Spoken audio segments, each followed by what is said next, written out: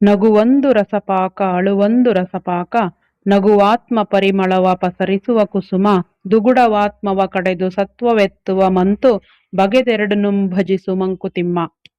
ನಮ್ಮ ಜೀವನದಲ್ಲಿ ಬರುವ ಸುಖ ದುಃಖಗಳು ಎರಡೂ ಕೂಡ ಜೀವನದ ಅವಿಭಾಜ್ಯ ಅಂಗಗಳು.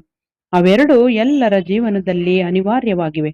ಆದ್ರಿಂದ ಅವೆರಡನ್ನು ಸಮನಾಗಿ ಸ್ವೀಕರಿಸುವುದನ್ನ ಕಲಿಬೇಕು ಅಂತ ಕವಿ ಡಿ.ವಿ.ಜಿ ಹೇಳಿದ್ದಾರೆ. ನಮ್ಮ ಜೀವನದಲ್ಲಿ ಬರುವ ಸುಖ, ನಗು, ಸಂತೋಷ ಇದು ಜೀವನದ ಒಂದು ರಸಗಳಿಗೆ ಆಗಿದೆ.